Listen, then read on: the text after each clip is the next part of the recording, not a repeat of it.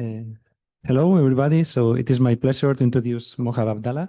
He's a postdoctoral researcher in Central Supelec, working in collaboration with Damian Rontani. Mohab, he got his bachelor and master at the German University of El Cairo in Egypt. And after that, he got the PhD in a Marie Curie doctoral network in the University of Central Lyon and at MIT in Australia.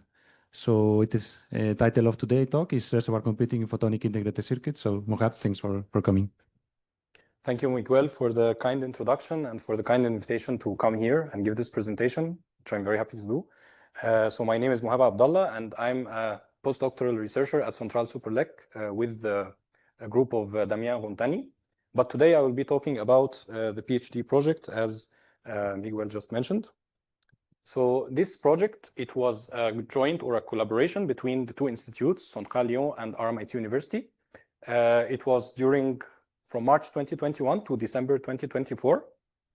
And as Miguel mentioned, it was a Marie Curie funded project. So the outline of the presentation is as follows. First, there will be some background and context, and then we will introduce some concepts of reservoir computing. And then we will take a look at some of the simulation results that I got during the thesis, as well as the experimental demonstration. And finally, we will conclude and offer some perspectives on future work. So if we take a look at the history of computing, which we can think of arbitrarily as taking some data around us and trying to make useful information from it, you can see that from the earliest times, we had things like sundials, for example, which could tell you the clock or what time it was during the day, simply by observing the position of the sun in the sky and casting a shadow onto this circle here. At the same time, you can also, so a bit later, you can have also some kind of astrolabe, which basically can tell you the location of the stars and also tell you some basic calculations about latitude. And then the more complex Antikythera mechanism, which can predict astronomical positions and eclipses with a high degree of precision. So all of these ancient computers, they were pretty much using or working with the analog domain. And fast forward almost 2,000 years, and we reach a point where we had a transformation, a digital transformation really, and we started to look at digital computers or computers that basically relied on the switching between highs and lows or ones and zeros. And the development was basically triggered or was motivated by increasing the efficiency and the speed and the reliability of this switching mechanism, which is why we got all the way from the electromechanical relay to the vacuum tubes and finally to the transistors, which we find today in all our devices. Now, there is a peculiarity when working with computers that are based on digital systems, and that is that they are mostly based on the von Neumann architecture. Now, this architecture basically differentiates or separates between two key units: the processing unit, or where you basically do the arithmetic and the operations, and the memory unit, where you store the information for retrieving it later on. Now, the bottleneck is exactly there. It's in the transfer of information between this CPU and the memory unit. And so even though you can design a very nice memory unit and you can have a very fast CPU, a very high bandwidth memory unit, you will still have some problems, let's say, working with those two efficiently due to the fact that they are separated from one another and the data has to travel through metal interconnects between the two units. So there are some ways to mitigate this, and you can pretty much find them in a lot of the, let's say, the standard textbooks on computer architecture. So I'll not go through them here, but I will just mention that at some point, so you cannot really increase the use of these techniques indefinitely, because you will at some point get to a point where you need to do some trade-offs. And basically, you will either hit a wall with diminishing returns, or you will start to worry about increase in power consumption or increase in the complexity of your hardware. So perhaps there is other ways that we can, mitigate this kind of problems. And one way is a sidestepping approach where you say, I'm going to leave all of this, let's say, digital computing behind, and I will take a look at some kind of broad outlook on computing. And this is basically what is known in the community as unconventional computing. And there is a broad range of such different kinds of computing that you can have. We are mostly concerned in this talk with brain-inspired computing. And what I like about this figure, which I borrowed from the paper that you can see here, is that it shows you the intersection between neuromorphic, hyperdimensional, in-memory, and reservoir computing.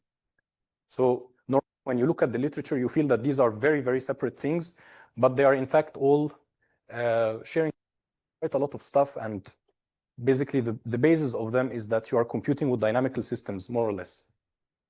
And you can see from the figure on the right that there has been a rise in the last decade or so of interest in these different kinds of computing through this exponential increase in the number of NeurIPS conference articles concerning neuromorphic, in-memory, reservoir, photonic, and other kinds of computing, which are not mentioned here. So for those of you who it's still new, the idea of reservoir computing, we can think of it in a very intuitive way, where let's assume for a second that you want to cook a burger, and the way you cook a burger is that you put it in a pot, and then, yeah, this is not exactly what we do, but let's just assume for the sake of simplicity that this is what we do. So you will take the ingredients, you're going to put them in a pot, you will turn the heat on, and after some time, a smell will emanate from this pot, which is going to have embedded in it the smell of what you're cooking, which is essentially the burger. And your roommate, who doesn't know what you're cooking, and he never opened the lid and saw what you're cooking, can infer and can detect from the signal that he sensed that it is indeed a burger you are cooking. So this is very much how computing with dynamical systems and in reservoir computing especially works, that you have an input layer where you encode the information and you inject it to the reservoir, which is a nonlinear dynamical system that's going to transform your information or the data into a certain way, and it must have certain properties to behave as a reservoir, which we will discuss later, and some kind of readout mechanism where you can sense or you can probe the state of the reservoir and be able to make decisions or predictions based on what you detected.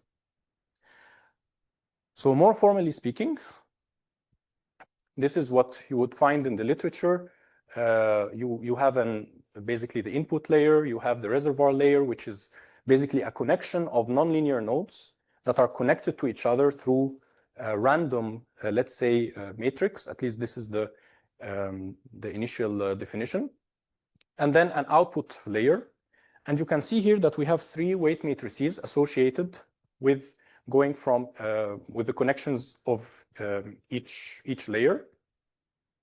And typically, with recurrent neural networks, what you do is you typically train all of these weights. But in the case of reservoir computing, it suffices that you fix the first 2 weight matrices, and you only train the output weight matrix. And how you would go on to simulate or to design such a reservoir is basically you take the dynamic evolution, or you take basically the equation that's describing your physical system or your software neural network, and it has some kind of update equation which depends on the current state and as well as the future input or the input that you are giving to it at the state that you are trying to read. Then you do some readout and training. So basically this is where you find your output weight matrix through a simple linear regression.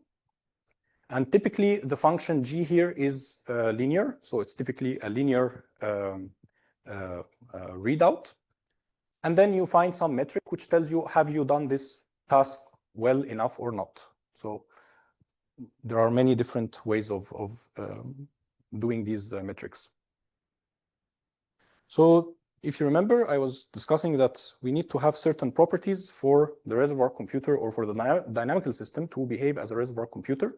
And the first is the echo state property, which requires that the input or the input that you send to the system is eventually forgotten by this system and diminishes in its importance.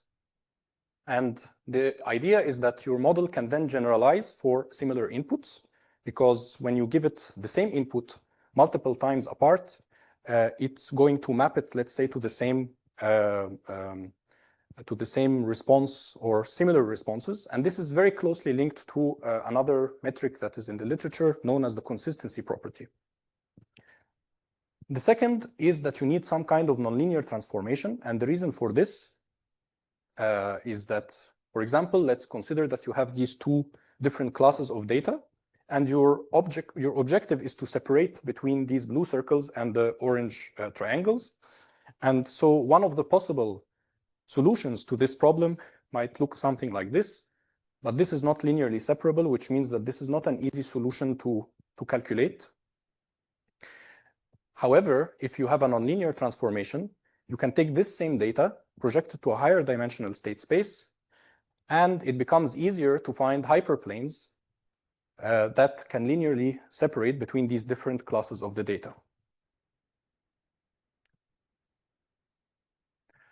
Now, we talked about having a network of nodes. So when actually trying to implement it in practice, you have two popular approaches that we find in the literature. The first is straightforward. You take a connection, or you take multiple nonlinear nodes, and you in fact connect them to one another. So you have multiple physical real nodes. Or you can have a single physical node in delayed feedback. And what you would do is you would probe the response of this system multiple times through one clock cycle of input injection.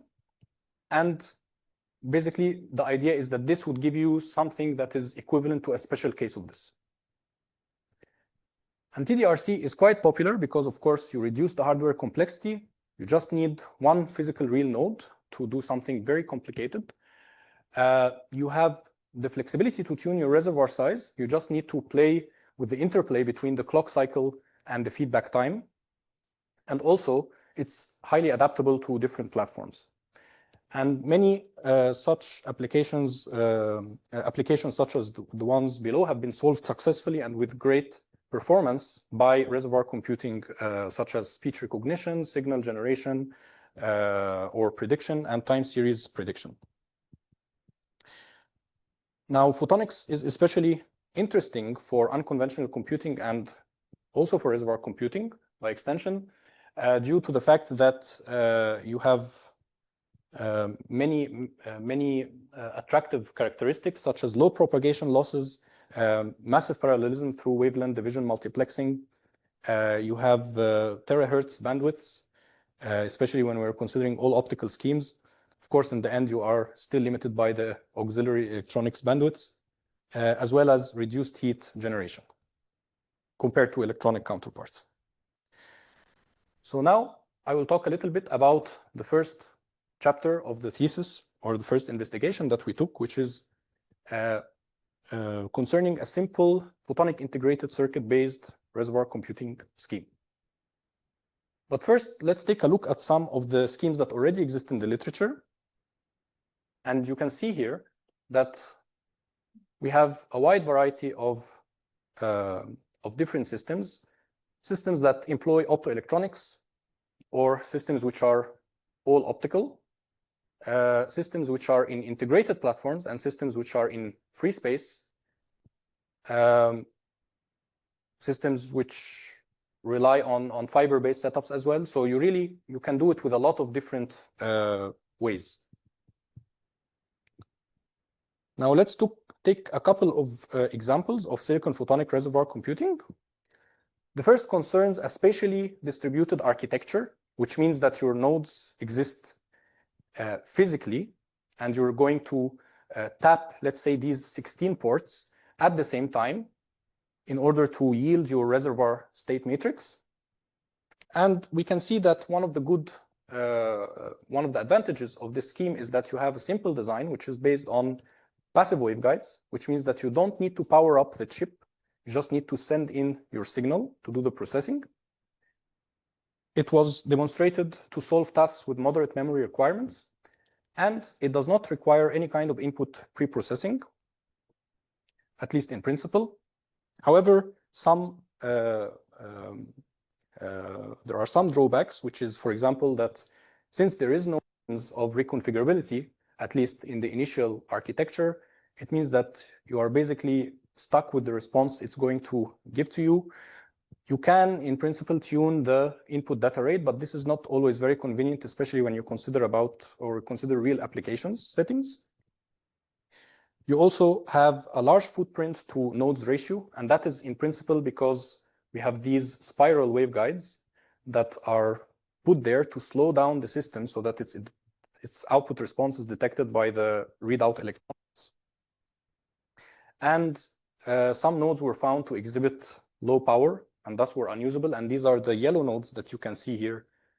So actually, quite a good portion of the nodes were not usable, at least in the initial iteration of this design. On the other hand, you have time delay systems or time delay reservoir computers, such as this one that's implemented with a microring resonator in silicon photonics. And there you have, of course, a very small footprint, very compact, and it's highly reconfigurable, especially when you consider all the different nonlinearities that you can tap into in this microring resonator. However, if you are highly reconfigurable, it also means that you have a lot of parameters that you must do two things to. You must optimize and you must stabilize. And as with all time delay reservoir computers, you also require an input masking protocol, which adds to the complexity of the input layer. And finally, you don't really get a lot of memory from a single microring. So if you want to do some tasks which require at least moderate memory requirements, you will probably need to do an external feedback, which kind of defeats the purpose of going on chip in the first place. So our idea was motivated by trying to combine the strengths of the two approaches while staying in terms of or in the realm of time delay reservoir computing implementations. One thing that we can do is that we can also migrate from silicon to other platforms. And in this case, we were considering the lithium niobate insulator platform, very well recognized for photonic applications due to a high transparency range, the ability to do a lot of nonlinear phenomena, to excite a lot of nonlinear phenomena, thanks to the high Chi2 and Chi3 coefficients. You also have the ability, of course, to do the electro-optic modulation very, very fast and with good VPI. So this is probably the most important or most well-known application so far. And also the low losses on these chips, which is almost one order of magnitude better, at least in optimized waveguides, than in such waveguides on silicon on insulator. So as reservoir designers, we usually have this hard decision to make. Shall we go for something which is highly tunable, but it will be complex to operate? Or shall we go for something which is very, very simple, but there is no reconfigurability to it? So we tried to strike a balance between those two so that we don't really have to press any of these two buttons. And this was the main idea, that we took something that existed perhaps in fiber-based schemes before, an optical cavity or an optical loop with an asymmetric Mach-Zehnder interferometer. And the idea here is that your input light is going to pass into this 3 dB coupler, and it will be split into the two arms, E1 and E2. So the field will split into the two arms and recombine again here. And the interference condition will basically tell you how much you will get into E-out1 and how much you will get into the readout, where you will do the detection. And the idea is that if you place a phase shifter here, in this case in the form of a heater, you can tune the dynamics of your system. And in fact, what you are doing is that you are tuning two different reservoir hyperparameters at the same time. You are tuning the feedback gain as well as the feedback phase by simply applying a voltage on this heater. So thanks to the interference paths, you get a magnitude square nonlinearity, which is basically you are converting this coherent summation into a field at the end, because your photodiode is going to produce a current which is proportional to the intensity of the signal. And so we did some simulations on very standard benchmark tasks. In this case, for example, we have the Santa Fe task, and we achieved a minimum NMSC of 0.07. We also took a look at a variant of the popular NARMA 10 task. So in this case, NARMA 3, to adjust it for the smaller memory that we had in this iteration. And we found a minimum NMSC of 0.019.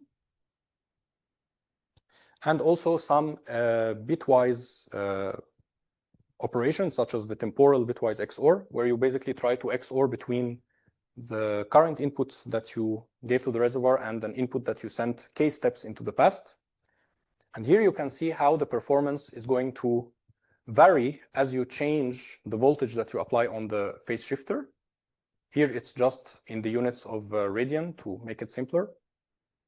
And you can also see that as you start to increase the reservoir dimensionality, of course, trivially, you're going to be able to grab or be able to make the XOR with bits which are existing further into the past.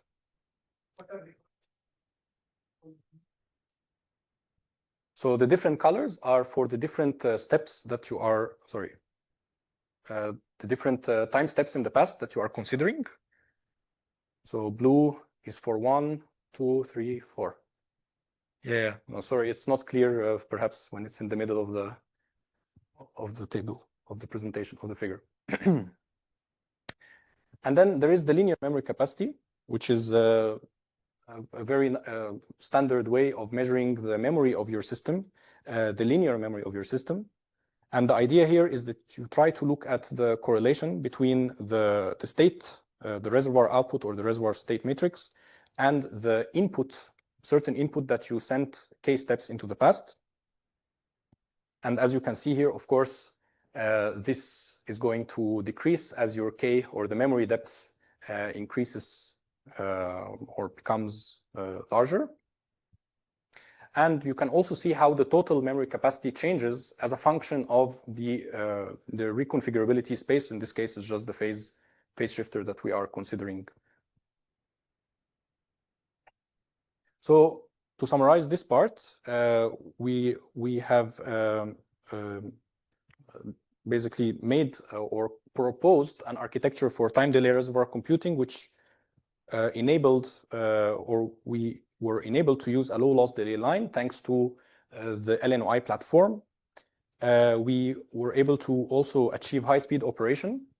In this iteration, it was 1 gigabit per second, but we managed to increase it, as we will see later in the presentation.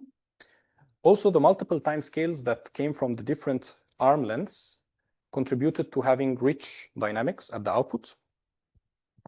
And we reconfigured both the feedback phase and the attenuation with a single physical hyperparameter. It relied only on the intensity conversion nonlinearity, or basically the magnitude square. And we have seen that it performs well on several benchmark tasks. So we kind of try to simplify or think, how can a simple reservoir perform, especially when we are working with in the context of photonic integrated circuit. So another thing that we wanted to look at is, can we do this same idea or carry this same approach from the reservoir layer to other layers, such as the input layer and the output layer?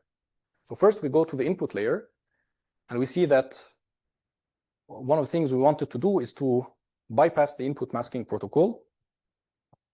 And first I will describe a little bit what is the input mask. So in a time delay system, if you send an input that looks like this, so basically something like a bit stream, you will get an output of the response or the response of the reservoir, which might look something like this.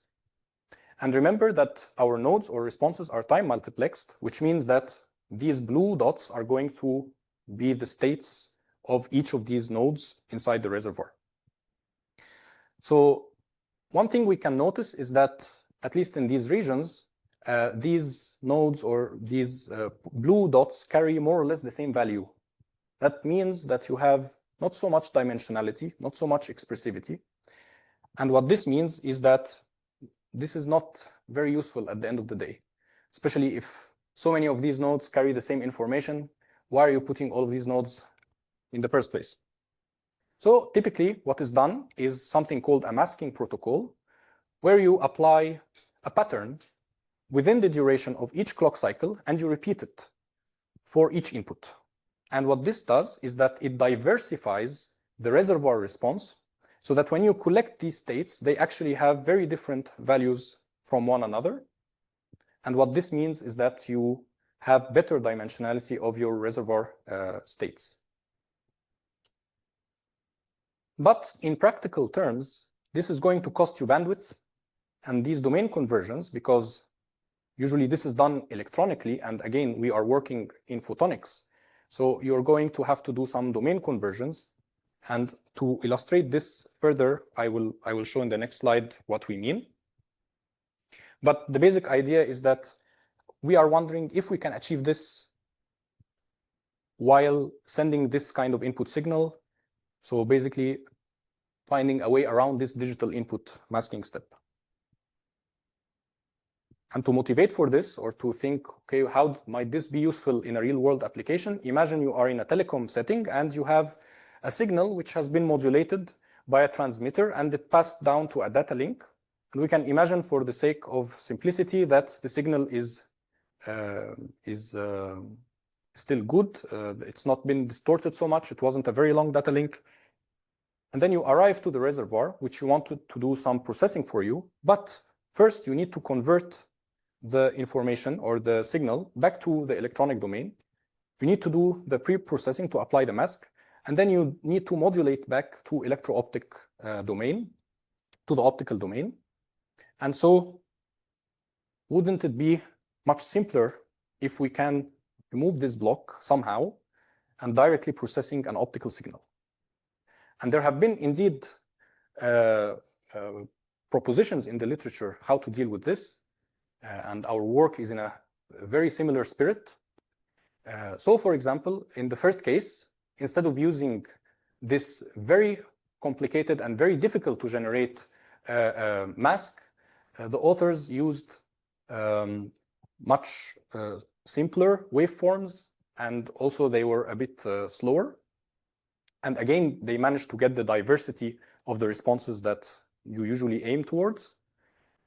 In the second case, you, for example, see that you can take the response of an architecture that was used as a reservoir, as a spatial reservoir, to apply the mask to the second reservoir, which is, or to the second, in this case, the actual reservoir, which is the semiconductor laser in time delay feedback. Or you can use the dynamics of a semiconductor laser to produce some kind of periodic patterns which you can tune to different shapes. So these are showing us ways to generate non-digital masks. And in our case, since we have here an optical cavity, more or less, which means that we have some kind of photon lifetime. It's not a great cavity because you have 2-3 dB couplers here.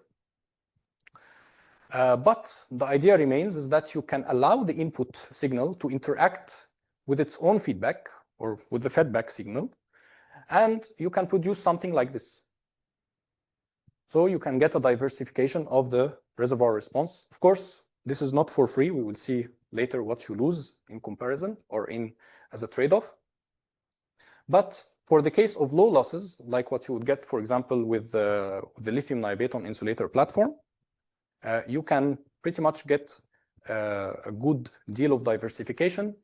The other thing that you need to take care of is the interplay between your feedback time and the clock cycle. And normally what we found is that as your feedback time is larger, is smaller than the input clock cycle, you're going to get more and more diversification of response.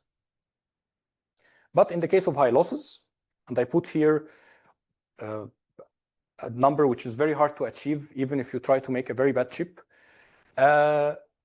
this shows you that you basically go back to the problem of having constant state or constant responses. Again, not a good dimensionality and not a good reservoir in the end.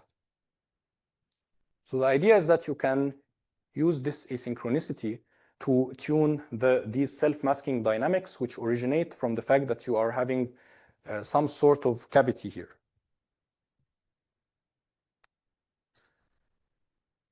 So we took a look at the performance on some benchmark tasks. So the deeper the colors, the better the performance, because we want lower bit error rates. And we can see from those examples, at least with XOR2 and XOR with 3 bits in the past, that we get consistently good performance in this region where the delay time is shorter than the input clock cycle.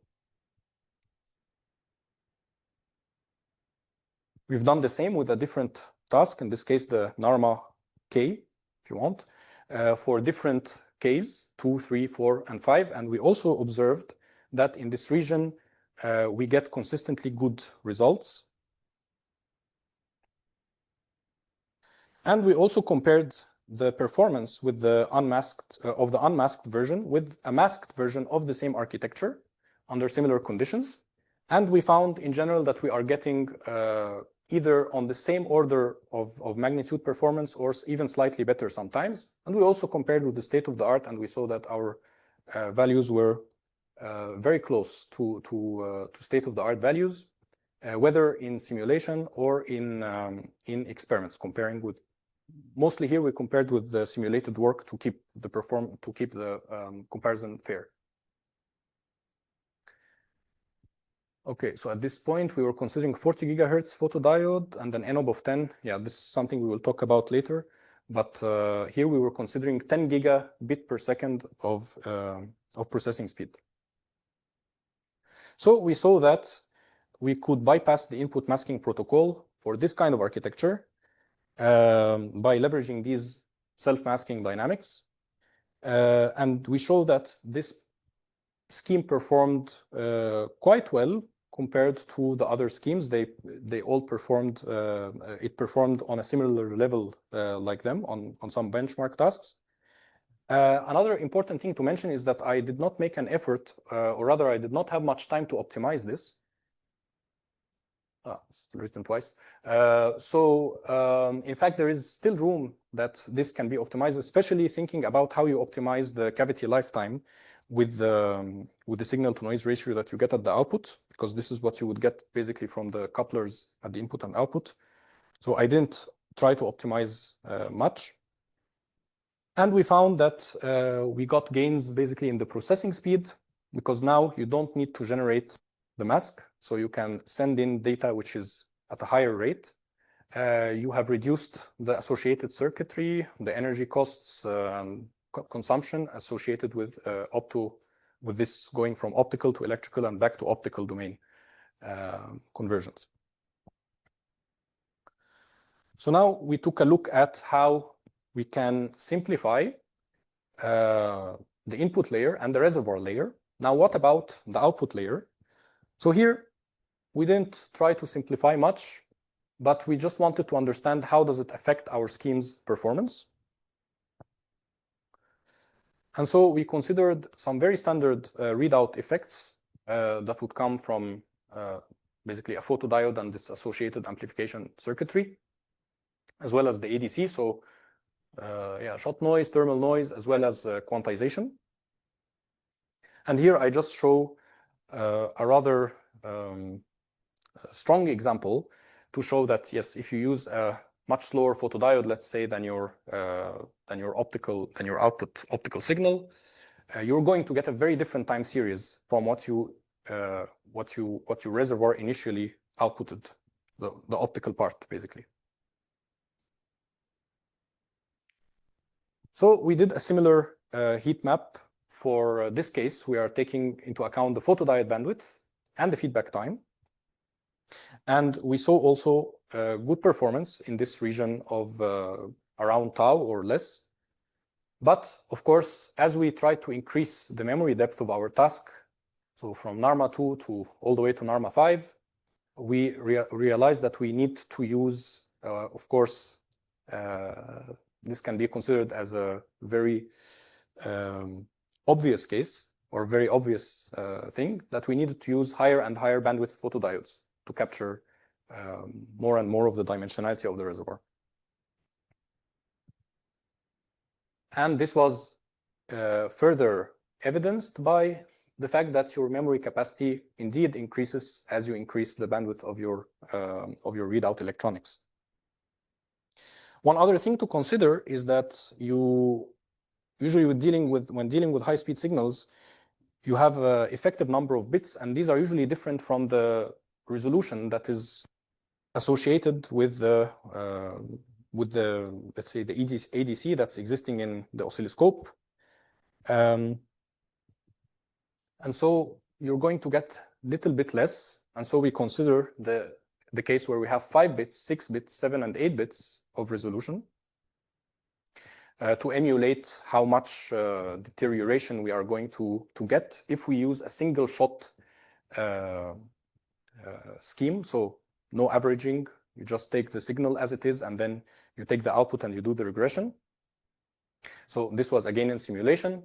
And you can see that, of course, your performance degrades considerably when you go down to 5 bits, for example, but you can still do some tasks with an acceptable, let's say, margin of error. Of course, you can always average more and more, but that will mean that you lose your throughput. So we found that it's important to consider the readout electronics when you're doing the simulation, just to make sure that you are capturing the true performance that you get or close to the truth when you want to translate it to an electronic to the practical case. And we realized that you don't always need a fast photodetector.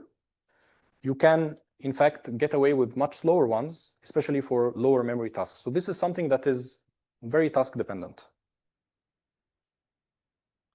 And now we take a look at the experimental demonstration. So this was the chip that contains several instances of our design. So to explain the code a bit, there is like R188, R284, R455. So 188 means it's 1.88 centimeter, the feedback loop. So we tested for different feedback loop durations and also lengths. And we also tried to use on-chip modulators, but in the end, these devices had higher losses than expected. So we couldn't test them, unfortunately. And this is how it looks in real life. This is a picture of the chip that was fabricated by Guangui Ren at the Integrated Photonics and Application Center in RMIT. And for the characterization, it's a very standard setup. Just a laser, your signal generator, you modulate the laser, then the input is going to be fed into the reservoir through a fiber array and out of the reservoir and then into a photodiode and then to be read by an oscilloscope. So we take a look first at some initial characterization. You can see that the temporal response indeed changes as you change the voltage. Perhaps it's not very clear, but this is 4 volts up to 9 volts. So as you start to change the voltage on your phase shifter, you're going to get different dynamics, especially in this part here of the decay of the dynamics, the tail. And we also compared the frequency domain response of the simulation with the experiment, and we saw a good agreement. There were some small discrepancies, but it's because the simulation and the real life are never exactly the same. Never is a very strong word. And then we take a look at some of the experimental results. So in this case, we were able to solve the Santa Fe time series prediction for the one-step and also for the two-step prediction tasks. And here in blue is the R188, so the one with the shorter waveguide, feedback waveguide. And we can see that consistently we have been getting better performance on the R188 than the R284. And this is not only because of the reservoir dynamics, but also these special kinds of spiral waveguides in the LNOI platform, because there we used a special cut of the LNOI wafer, and that led to some, let's say, polarization losses due to changing the axis of propagation or direction of propagation. So we got consistently better results with using the smaller or the shorter waveguide. And when we compared with a lot of references, we found that this work is obtaining, or this performance is actually on par with what exists in the literature, using 32 nodes and a photonic integrated circuit setup. So we have shown that the maskless reservoir was able to experimentally solve the Santa Fe time series prediction with high. And we have noted that the shorter feedback yielded a lower NMSE. And also, this was validated for a processing speed of 5 gigabit per second. We were limited by the AWG that was existing in the lab at the time, so we unfortunately couldn't go to higher speeds, but we envisioned that in principle, you can go as high as you want. So it's only limited by the speed of the readout electronics. So to conclude, the outcomes of the work I did in the thesis are as follows. I proposed a simple and reconfigurable photonic RC scheme, which resulted in reduction in hardware complexity and maintaining state-of-the-art performance on several benchmark tasks. We also proposed to leverage the fact that we have an optical cavity, so to speak, to dispense with the input mask, and this freed up bandwidth for actual information processing, removing the domain conversion and basically enabling the direct processing or opening the door to direct processing of the optical signal. We took a look at how the readout electronics are going to depend on the task that you want. So in some cases, you can use less costly readout electronics. And we got or achieved competitive results on the Santa Fe task. Now, there are some limitations. So like other integrated schemes, this scheme, it can handle tasks with moderate memory requirements, but you cannot expect it to do something which requires a very large memory, as is usually done in fiber-based setups where the losses are much, much lower. And also photonic systems in general, they suffer from drifts or sensitivities to many things. But for example, you have laser drifts, you have ambient temperature fluctuations. So one of the ideas that you can do as a possible future step for this scheme is that you can perhaps apply a compensation scheme using maybe the existing heater, so you don't need to add more complexity. Perhaps we can also investigate multitasking using an integrated microcomb source, which is something that I think it's being investigated or perhaps already demonstrated in lithium niobate insulator. Or you can just use it to increase the overall bandwidth of your processing. And you can also investigate, of course, the rich varieties of nonlinearities available on the LNOI platform, especially as the platform matures and as we can see from this baseline case, you can compare also how these added nonlinearities or these added complexities are going to benefit you in terms of computation accuracy or performance accuracy. So I would like to take a moment to acknowledge those who supported this work. So this thesis was supported by the European Union's Horizon 2020 Research and Innovation Program. And of course, I would like to thank my supervisors and of course the jury members that evaluated this work. And this is a list of the relevant publications. There are more details there, hopefully, than what I said now. And with that, I conclude my presentation, and thank you very much for your attention.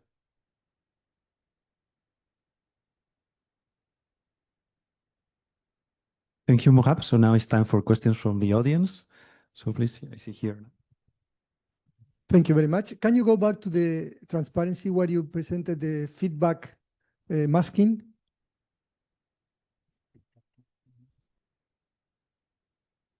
Yeah, that one. The next. No, it's before, I think. Perhaps. You were too fast.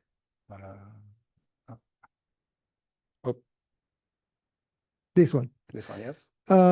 How do you control the feedback strength? Because you have a quite long feedback. Yes. So you are going back into the laser. So you might expect to have some chaotic dynamics there. So in fact, I'm not. Yeah, maybe this was not clear in the presentation, but in fact, this part is only to illustrate as if you had a transmission sending some data down the line, but in fact, the dynamics are entirely inside this this passive scheme. So there is no light coupling back into the laser. Perhaps I should have just mentioned that, like to illustrate that this is only from the transmission. There is an optical isolator there. Yes, perhaps yes, but yes, as if there is an isolation, of course. Yes. Then I don't see how you generate the masking. At least I cannot see it there. Okay, so in fact, this was this was from already from previous works in the literature that do the generation of the masking, and in our case, we in fact don't generate it through laser dynamics or something like this. We just generate it through the interplay of the feedback signal with the current input that's being input. So it's not to use the dynamics like for this, in this case, for example, it's very nice because you can have consistent dynamics which you can control and which you can engineer to get precisely a mask that you want.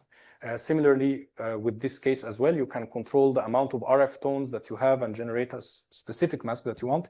Here it's a bit uncontrolled because you just change the input clock cycle and you see, okay, I will do whatever with what I get. At least perhaps you can also change a little bit with the phase shifter here, but I don't think it will give you as much variability as you would with a much more complex system, for example, in these cases, as in these cases.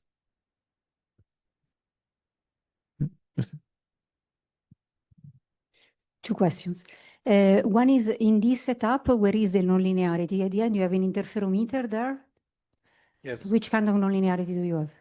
So first of all, when we say nonlinearity case, we do not mean a photonic nonlinearity. You don't have any photonic nonlinearity? No. Ah, okay. So there is nothing nonlinear with respect to the electric field.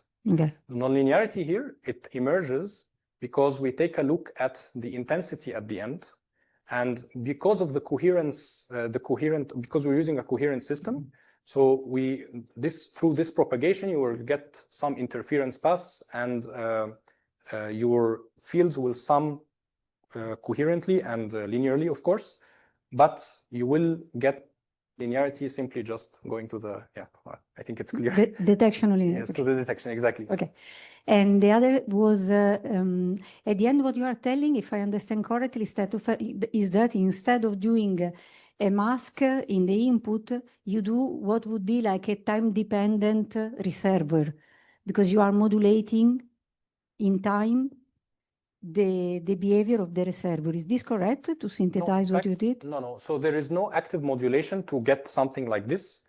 In fact, what you do is you just send the input signal here, as you can see in the dotted curve, and you set this value of the heater and you keep it fixed. And this dynamics that you get is simply from the fact that the reservoir is doing multiple round trips, or the signal is doing multiple round trips inside the feedback in the reservoir, and it's interacting with the optical input again. So all of these interferences are going to create this, let's say, oscillation or oscillatory pattern, as long as you did not cross the photon lifetime inside the cavity. So this is something that perhaps we could have elaborated on more. But the basic idea is that as long as you have light here that's going around, your output is going to basically change until you reach the steady state. And this steady, so you can see that probably it oscillates until a certain point where it just gives you the same value. If you keep the same input, if you don't change the input at least. And you can change this amount of time by simply choosing carefully your feedback length with respect to your input clock cycle and the quality factor of the cavity. Yeah. So if instead you could have a specular, I didn't understand before, but now I understand it. Okay. So if instead of doing this, you do different delay feedback, you would have something that maybe can be mapped in something similar to this case? So we can use, let's say, different delays, but again, we are going to fix the No, I know delay. that you didn't do that. No. Yes, It's okay. just, it was just to see, to grasp why you are having this, because you always had the interferometer when you were doing the mask at the input. Yes. So I was trying to I guess there understand would what be is. an equivalence, yes. If you had like the Yes. multiple delays, it's it could be translated to this kind of idea. So instead of recirculating in the small cavity, you could have a different delay. Just to understand, no? Because Yeah. it's probably not so compact and not so Yes. convenient anyway. Yes, exactly. Yes, in practice, perhaps it will be a bit more tricky to have, let's say, multiple delay lines. I mean, some works have already done this, so it's not impossible, and they have done it on chip. I believe on different technology than photonic integrated circuits. I think it was planar light wave circuits. But yes, I can see your point, and there is perhaps an equivalence indeed of having multiple delays that enter at different times. Perhaps in this case, it's just at every round trip, perhaps, you would get something that's going on. Because, for example, if you see here in this case, when the feedback length is significantly longer than your input clock cycle, you reach these steady states in the response. You see, at some point you reach them. So this is the main idea. If you use a short enough feedback to allow the light to circle multiple times so that it interferes over and over and over again, you will get some kind of oscillatory dynamics. Thanks. More questions? Yeah. I can complement on that. From what I understand it as it works, it is a temporal linear mixing that you have with some interference patterns on top of that due to the multiple feedbacks. But also, here you demonstrated with an encoding that it is a digital one, 0 or 1, minima or maxima. What happens if you have an analog encoding? Because in that case, if you have small analog values, the masking will be tiny. You will not have any diversity when you have low power signals. And in that case, this masking will not work. Yes, it's a very good point to make, and in fact we can see it here from this graph already.